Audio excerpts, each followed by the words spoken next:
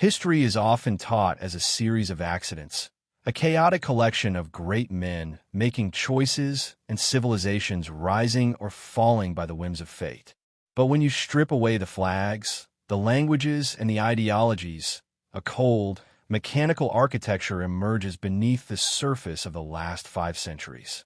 For 500 years, every global superpower has followed an identical 7-stage sequence toward its own disintegration.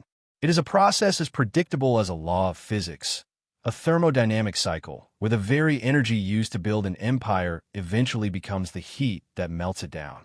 Spain in the 1600s, Britain in the mid-20th century, and the Soviet Union in the 1990s all believed they were the exception to the rule. They all believed their specific brand of power, be it silver, industry, or ideology, rendered them immune to the decay of time. They were wrong.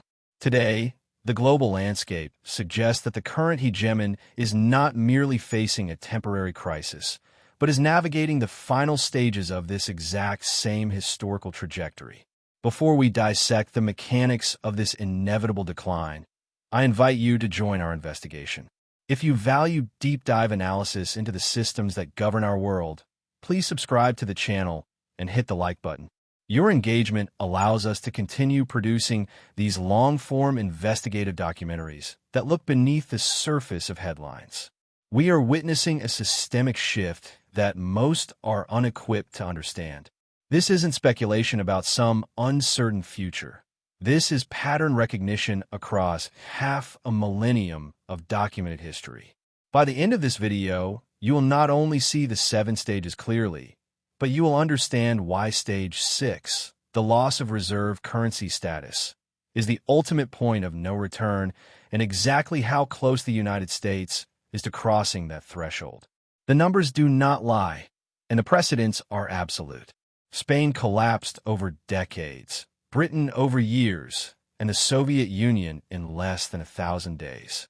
The speed of the collapse changes, but the sequence remains fixed. We are currently observing a global superpower that has already completed 5 of these 7 stages.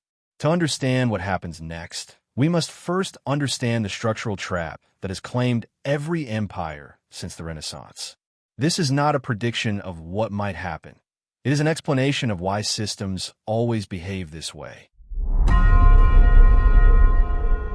To analyze the collapse of a superpower, we must move beyond political rhetoric and focus on infrastructure and debt. The 7-stage pattern is a feedback loop from which no empire has ever successfully escaped once the 3rd stage is reached.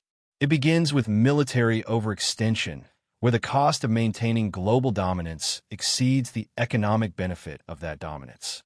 This leads directly to Stage 2, currency debasement, as the state attempts to pay for its expansion by devaluing its money. This inevitably triggers Stage 3, the debt spiral, where interest payments become a primary driver of the national budget.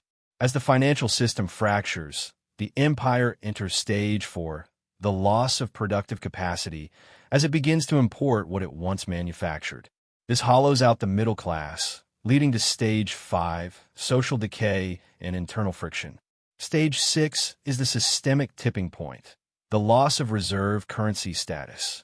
Once the world no longer needs the empire's money to trade, the empire can no longer export its inflation. This leads to Stage 7, total structural collapse, or a rapid descent into regional irrelevance. We are not looking at a list of symptoms, but a chronological engine of decay that operates regardless of the era. The collapse of the Spanish Empire serves as the definitive anatomical study of how a monopoly on the world's money supply can lead to total systemic ruin. In the late 16th century, Spain was the wealthiest entity on the planet, fueled by an unprecedented influx of silver from the New World, primarily from the mountain of Potosi. By the mid-1500s, over 150,000 tons of silver had entered Seville. However, this wealth triggered Stage 1, military overextension. The Spanish crown, under Philip II and his successors, driven by the perceived infinite nature of its silver, engaged in perpetual religious and territorial wars across Europe. from the Netherlands to the Mediterranean. These conflicts were not funded by productivity, but by debt leveraged against future silver shipments through contracts known as asientos with Genoese and German bankers. When the costs of maintaining the Habsburg military machine began to outpace the actual arrival of silver, the system entered stage 2, currency debasement. The state began issuing the velen, a copper coin whose silver content was systematically reduced until it was effectively worthless. This was the 17th century equivalent of printing money to cover a deficit. The structural rot deepened as Spain entered stage 3, the debt spiral. Between 1557 and 1662, the Spanish crown declared sovereign default 9 times. Each bankruptcy was a mechanical failure. The crown would seize private silver shipments to pay the interest on previous loans, which destroyed private investment and trust in the Spanish financial system. This led directly to stage 4, the loss of productive capacity. Because of the massive inflation caused by the silver influx, the price revolution, Spanish manufactured goods became too expensive to compete with foreign imports. Spain essentially outsourced its industry to the Netherlands and England, using its precious metal to buy what it should have been producing. By the mid-1600s, the heartland of Castile was hollowed out, suffering from depopulation and social decay as citizens fled high taxes and military conscription, marking the arrival of Stage 5.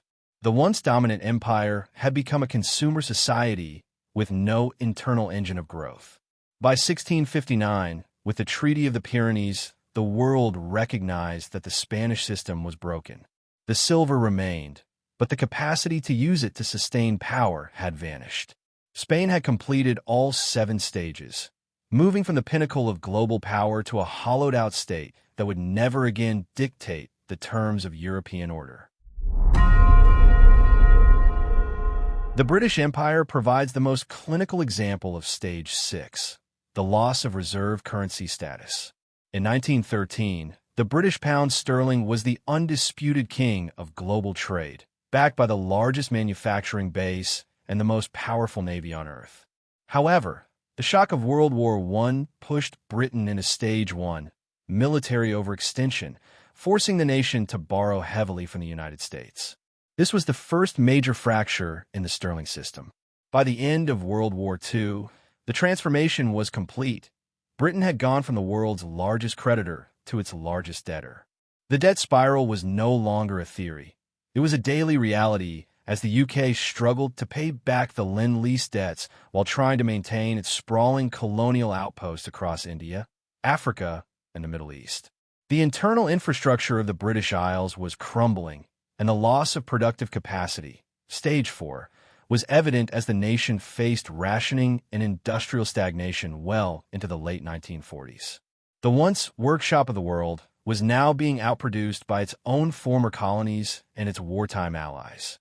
The social contract was fraying under Stage 5 as the population demanded a welfare state while the empire's treasury was empty.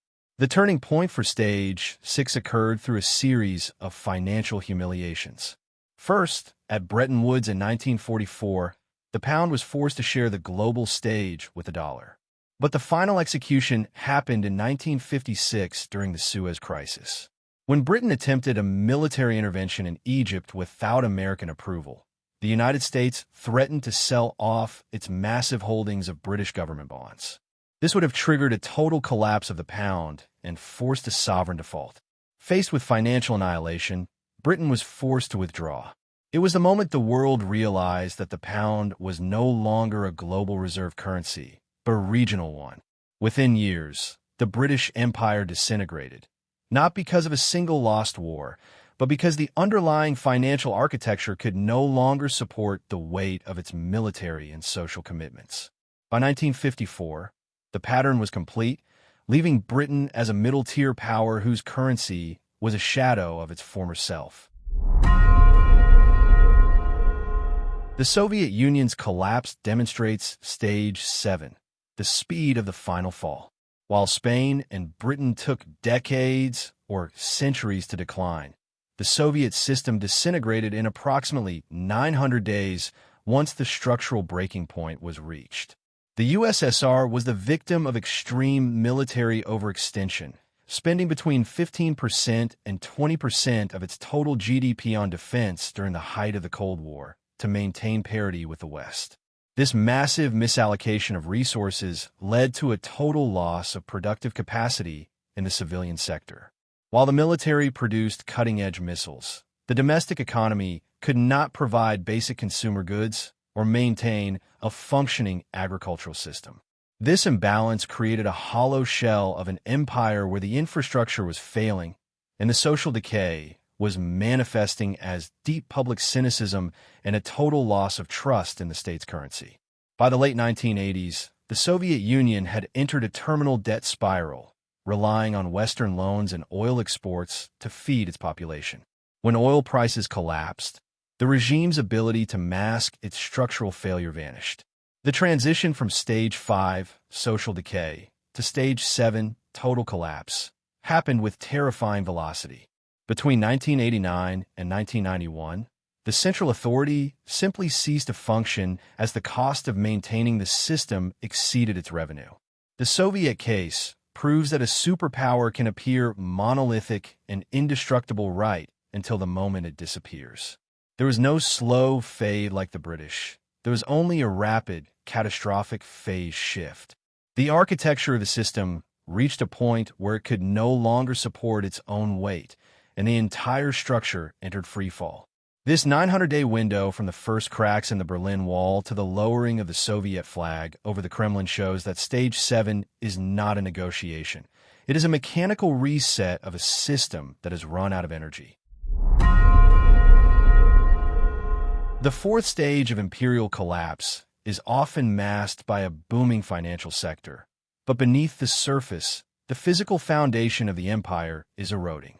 For the United States, this process began in the late 20th century as the system shifted from a production-based economy to a service and debt-based economy. In 1953, manufacturing accounted for 21% of the U.S. GDP. Today, that figure has plummeted to approximately 11%. This is not merely an evolution of labor. It is a structural vulnerability. Like Spain in the 1600s, the United States began to outsource its productive capacity to foreign nations where labor was cheaper, effectively trading its industrial sovereignty for short-term corporate margins and consumer convenience. When an empire can no longer manufacture the goods it consumes, it becomes a hollow shell, reliant on the very rivals it seeks to contain. This hollowing out creates a dangerous feedback loop.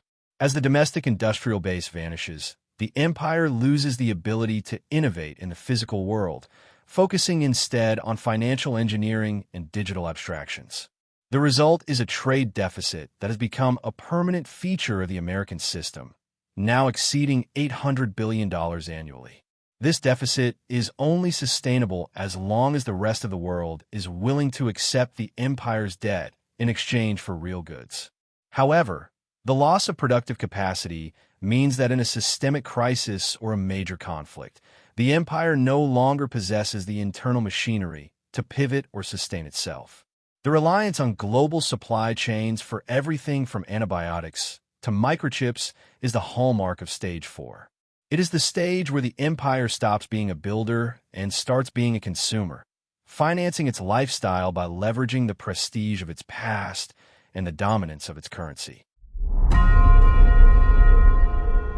Stage 5 is the psychological and cultural manifestation of economic insolvency. As the debt grows and the productive base shrinks, the wealth generated by the system begins to concentrate in the hands of those closest to the money-printing mechanism, a phenomenon known as the Cantillon effect. This creates a widening chasm of inequality that the system can no longer bridge. In the United States, this has manifested as a total breakdown of institutional trust. When a middle class realizes that the American dream is being diluted by currency debasement and a $36 trillion national debt, the social contract begins to unravel. Internal friction replaces national purpose. This stage is characterized by extreme political polarization, where the population begins to view the other side as a greater threat than any foreign adversary. History shows that social decay is the mechanical result of a system that can no longer provide a path to prosperity for the majority of its citizens. In Rome, it was the bread and circuses. In Spain, it was the flight from the tax-burdened heartland. In the modern era, it is the opioid crisis, the collapse of the nuclear family, and the rise of populism as a desperate response to systemic stagnation. The numbers reflect this decay. With debt per taxpayer reaching $170,000, the younger generations are essentially born into a state of financial servitude to pay for the overextensions of the past. This creates a low-trust society where the infrastructure, both physical and social, is allowed to crumble because the collective will to maintain it has been exhausted by the struggle for individual survival. When a society spends more time debating its identity than maintaining its foundations, it has firmly entered Stage 5. The United States is currently teetering on the edge of Stage 6, the loss of reserve currency status. Since 1944, the U.S. dollar has enjoyed what French officials once called the exorbitant privilege, the ability to print the world's primary medium of exchange to fund its own deficits. This allowed the U.S. to export its inflation to the rest of the world. However, the weaponization of the dollar through sanctions and the relentless expansion of the M2 money supply have triggered a global defensive reaction. Central banks are now diversifying at the fastest rate in decades, with the dollar's share of global reserves falling from 71% in 1999 to roughly 58% today. The rise of the BRICS nations and the search for alternative settlement systems are not just political posturing. They're structural attempts to exit a system that is perceived as increasingly unstable. If the dollar loses its status as the global reserve, the mechanism that has sustained the American empire for 80 years will break. Without the global demand for dollars, the United States will no longer be able to finance its $2 trillion annual deficits or its $1 trillion interest payments by simply issuing more debt. Inflation, once exported, will come rushing back home. This is the stage that Britain reached in 1956 during the Suez Crisis, where the inability to defend the currency signaled the end of the Imperial era. For the United States, the warning signs are everywhere, from the gold-buying sprees of Eastern central banks to the bilateral trade agreements that bypass the dollar entirely. Stage 6 is the ultimate tipping point. It is the moment the world realizes the emperor has no clothes and the debt-based magic trick finally stops working. To understand the current trajectory of the global superpower, we must stop viewing debt as a political choice and start viewing it as a thermodynamic necessity of an aging empire. The 7-stage pattern is not a list of unfortunate events. It is a description of systemic entropy. Every empire, from the silver-rich Spain of the 1600s to the industrial Britain of the 1900s, reached a point where the cost of maintaining the status quo became higher than the energy the system could produce. We are now witnessing this mathematical endgame in real time. With a national debt of $36 trillion growing by $2 trillion annually, the United States has entered a runaway feedback loop where the solution to every crisis is the very mechanism that accelerates the collapse, the expansion of the monetary base. When interest payments on that debt exceed $1.1 trillion, surpassing the world's largest military budget, the system is no longer spending to build a future. It is spending merely to prevent the past from collapsing. This is the debt spiral in its terminal phase. The math dictates that when debt grows 2.5 times faster than the gross domestic product, the system has lost its ability to outgrow its liabilities. This structural trap forces the state into a permanent state of Stage 2, currency debasement, just to keep the gears turning. Every dollar created to pay for past debts further erodes the productive capacity of the nation, Stage 4, and deepens the social friction, Stage 5, as the cost of living outpaces real wages. The system behaves this way because it has no other choice. To stop printing would mean immediate Stage 7 collapse, while to continue printing ensures an eventual Stage 6 exit from the reserve currency status. The transition from a production-based economy to one that relies on the exorbitant privilege of its currency is a one-way street. History shows that once an empire begins to import its basic needs while exporting its inflation, the internal architecture of that empire becomes too brittle to withstand any significant external shock. We are not observing a failure of leadership, but the inevitable conclusion of a 500-year-old mechanical process where the math eventually and always wins. The pattern we have traced across 5 centuries and 3 empires is absolute. Spain's silver monopoly did not save it from the debt spiral of the 1600s. Britain's global manufacturing dominance did not protect the pound sterling from its inevitable sunset after 1945. The Soviet Union's military might could not prevent its total disintegration in just 900 days once the productive base had hollowed out.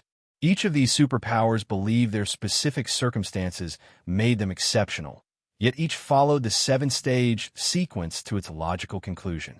Today, the United States sits firmly in the late stages of this cycle, with the markers of Stage 4 and Stage 5 clearly visible in its crumbling industrial heartlands and its fractured social fabric. Stage 6, the loss of reserve currency status, is no longer a theoretical risk, but a process currently in motion as the world seeks alternatives to a debt-saturated dollar.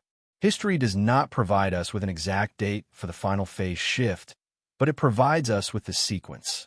Understanding where we are in that sequence is the difference between being blindsided by the collapse and being prepared for the new global architecture that will inevitably follow.